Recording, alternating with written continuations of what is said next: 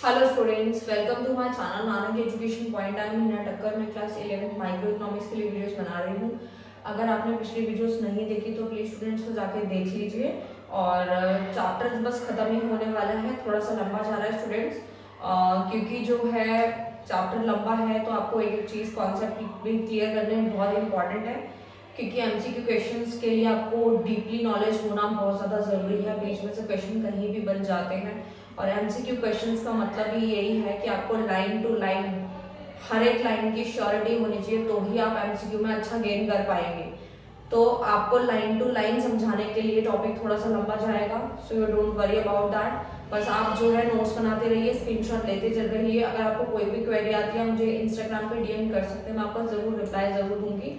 और फिर आगे का टॉपिक कंटिन्यू कर रहे हैं हम लोग, तो देखते हैं। तो स्टूडेंट ये जो है यहाँ पे मैंने बनाया है आईसी, मतलब इंडिफरेंस जो मैप मैंने बनाया हुआ है। यहाँ पर मैंने आपको पिछली वीडियो में भी बताया था कि इंडिफरेंस मैप क्या होता है। अगर आपको याद नहीं है तो टेंशन मत लेना, फिर रिवाइज हो जाएगा, बट आपको रोज रिवीजन करनी ही है। सारी चीजें टिप्स पे लाओ ताकि आप एक टाइम पे जाके एमसीक्यू में अच्छा स्कोर कर पाए। और साथ साथ नोट्स बनाते रहना, वो सबसे पहले आपकी प्रायोरिटी होनी चाहिए। और ये हमारी इंडिफरेंस मैप है।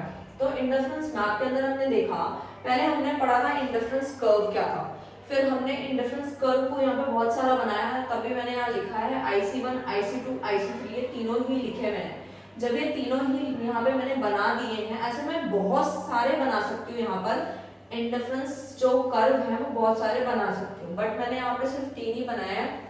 अगर आपको याद ना आ रहा हो तो मैं आपको बता दूं, मैंने आपको एक राम का एग्जाम्पल दिया था, उसमें बताया था कि राम के मदर, फादर, ब्रदर, सिस्टर सब अगर आ जाएंगे कर्व के अंदर ही तो वो क्या बना देते हैं, फैमिली बन जाती है। तो सेम ऐसे ही जैसे ही IC1 आएंगे, IC2 आएंगे, IC3 आएंगे, सारे लोग आते जाएंगे, तो ये क्या बन जाएगा, इंडिफरेंस मैप बन जाएगा। और मैप में क्या होता है, इंडिफरेंस कर्व की पूरी फैमिली ही होती है, यानी फैमिली ऑफ आईसी भी लिख सकते हैं। IC means indifference curve. तो स्टूडेंट्स मैंने आपको ये क्लियर किया है। आप थोड़ा सा पॉइंट्स भी देख लेते हैं जो बुक में लिखे थे, वो मैंने आप लोगों के लिए लिख दिया है, पर शॉर्ट से शॉर्ट भी बताने की कोशिश करती हूँ, ताकि आपको अगर बुकिश लाइन याद नहीं होती तो फिर से टेंशन मत लेना। अगर आपको इंडिफरेंस मैप की डिफाइन याद ना हो तो सिर्फ इतना याद रख लेना, फैमिली ऑफ आईसी, इसको बना के भी आप खुद ब खुद मार्क्स ले सकते हैं। लेकिन ये सिर्फ जो है थ्योरी पेपर में ही काम करेगा, क्योंकि पैटर्न अभी एमसीक्यू का है, तो आपको लाइन टू लाइन एक हर चीज जो है क्लियर होनी चाहिए। तो indifference curve represent all the combination which provide same level of satisfaction. यानी वो ये कहना चाह रहे हैं कि जो इंडिफरेंस कर्व है वो रिप्रेजेंट करता है कॉम्बिनेशन जो है हमारा सेम लेवल ऑफ सैटिस्फैक्शन देता है, यानी कि सेम लेवल ऑफ सैटिस्फैक्शन मिलता है। Infinite number of IC can be drawn, यानी कि आप जो है कितने भी आईसी जो है यहाँ पे बना सकते हैं। इनफाइनाइट मतलब कितने मर्जी बना सकते हैं, लेकिन हम तो सिर्फ लिमिटेड ही बनाया हम लोगों ने, आप इनफाइनाइट भी बना सकते हैं। उसके बाद के यहाँ पे कुछ मैंने पॉइंट्स लिखे हैं। IC1 represent the lowest satisfaction, lowest satisfaction. इसका मतलब क्या हुआ, तो इसका मतलब हुआ कि ये जो IC1 मैंने यहाँ बना रखा है और IC2 बनाया एंड IC3 बनाया, यानी indifference curve first, second and third, वो ये कहना चाहते हैं कि IC1 जो है वो हमारे को कम सेटिस्फैक्शन देगा, कम देगा, and IC2 represent more than that of IC1, यानी IC2 हमें ज्यादा सेटिस्फैक्शन देगा। ये क्या बोल दिया इन्होंने, तो इसी चीज को थोड़ा सा समझ लेते हैं कि हमें समझना है कि IC1 हमने पहले बनाया बट वो सेटिस्फैक्शन कम दे रहा है, बट IC2 बाद में बना रहे हैं हम तो सेटिस्फैक्शन ज्यादा दे रहा है। यानी जितना आप बनाते जाएंगे सेटिस्फैक्शन लेवल बढ़ता जाएगा। वो क्यों बढ़ेगा, यहीं पे देख लेते हैं। जैसे यहाँ पे आपको सेटिस्फैक्शन मिल रहा था इतना, फिर उसके बाद IC2 में ये जो है वो आगे शिफ्ट हो गया, मतलब ये भी ऐड हो गया और ये भी है और ये भी, ये दोनों जब ऐड हो जाएंगे तो वो इतना जो है इसके अंदर सेटिस्फैक्शन आ जाएगा। अगर मैं ऐसी और आगे जाऊंगी तो ये और बढ़ता ही जाएगा, तो इसीलिए सेटिस्फैक्शन लेवल जो है हमारा ज्यादा है, जिसके अंदर सब चीजें टोटल होती जाएंगी और सब जुड़ता जाएगा तो सेटिस्फैक्शन डेफिनेटली वो बढ़ना ही है। ठीक है, तो आई होप आपको क्लियर हो गया होगा स्टूडेंट्स। तो उसके बाद देखते हैं higher IC represent higher level of satisfaction, ये हमने पढ़ लिया है, मैंने आपको समझा भी दिया है। As higher curve shows the represent large bundle of goods, which means more utility because of monotonic preferences. देखो monotonic preferences हम पढ़ चुके हैं, अगर आपने नहीं पढ़ा तो प्लीज पिछले वीडियो में जाके पढ़ लेना कि हमारा जो हायर कर्व होता है वो रिप्रेजेंट करता है large bundle of goods, which means more utility, ज्यादा यूटिलिटी देखने को मिलती है बिकॉज ऑफ मोनोटोनिक प्रेफरेंसेस की वजह से। बहुत सिंपल था क्योंकि मैंने पिछली वीडियो में भी काफी अच्छे से क्लियर करा था आपको IC and IC interference map. अगला टॉपिक देखते हैं स्टूडेंट्स, एमआरएस क्या होता है, यानी मार्जिनल रेट ऑफ सब्स्टिट्यूशन क्या होता है। तो देखो बहुत सिंपल है, ये चीज हमने पढ़ रखी है, बस थोड़ा सा नाम चेंज हुआ है इसमें। Marginal rate of substitution refers to the rate at which the commodities can be substituted, substituted को circle कर लेना, which each other so that the total satisfaction of the consumer remain the same।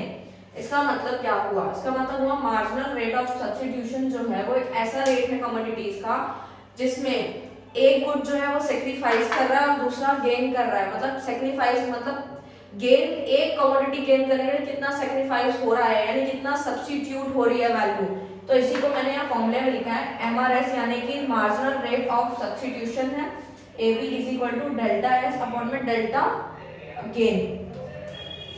Delta का मतलब student change होता है, मैंने पिछले videos में भी बहुत बार एक्सप्लेन किया है। जो छोटा सा ट्राइंगल बना हुआ है वो हमारा होता है डेल्टा, मैं लिख देती हूँ डेल्टा एस का मीन्स आप लोग लिख दीजिए, इसका मतलब होता है चेंज, यानी सेक्रीफाइस में कितना चेंज आ रहा है, गेन में कितना चेंज आ रहा है, दोनों को डिवाइड करेंगे तो you can calculate the MRS. मैंने सेक्रीफाइस और गेन को बहुत अच्छे से एक्सप्लेन किया था पिछली वीडियोस में, अगर आपने वो नहीं देखी तो जाके देख लेना कि सेक्रीफाइस गेन कब होता है, कैसे अप्लाई होता है, वो सब मैंने आपको बताया था।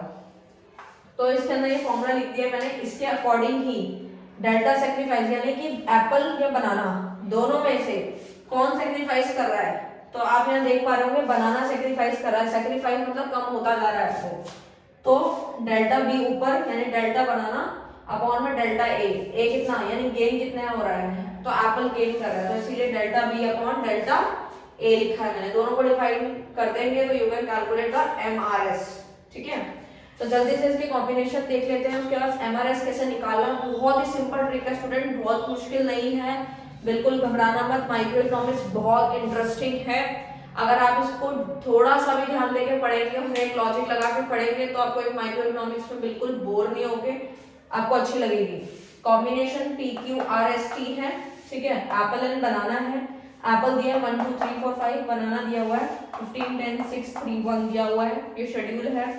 और एमआरएस कैसे कैलकुलेट करेंगे वो हम फटाफट से देख लेते हैं। तो पहले वाले की इन्फॉर्मेशन ये है, इसमें हमने डैश डाल दिया है, नीचे से निकालेंगे फिर देखेंगे कि बनाना और बनाना में कितने का सेक्रीफाइस हुआ है, तो 5 का हुआ है यानी 5 का हुआ है।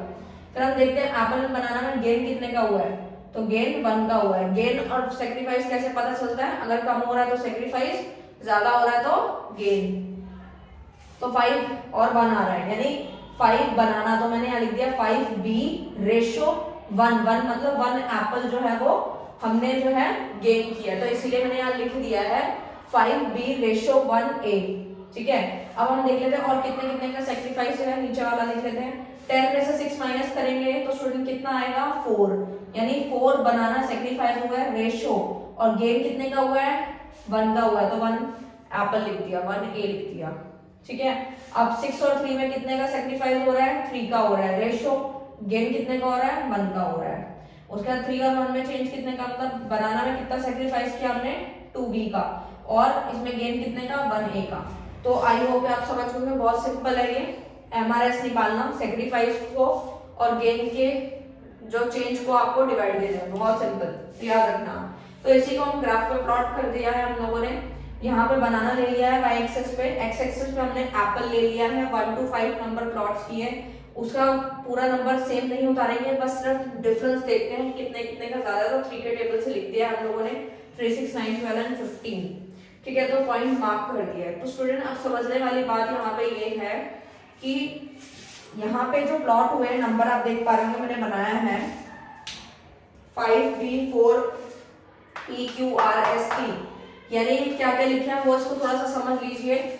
1 एप्पल प्लस 15 बनाना, मतलब एप्पल और बनाना के कॉम्बिनेशन को ऐड करके लिखा है मैंने, क्योंकि ये बंडल ऑफ 2 गुड्स होते हैं इसीलिए मैंने ऐड करके लिखा है। 1 एप्पल प्लस 15 बनाना, 2 एप्पल प्लस 10 बनाना। तो ऐसे ही सारे कॉम्बिनेशन को मैंने नीचे तक लिख दिया है।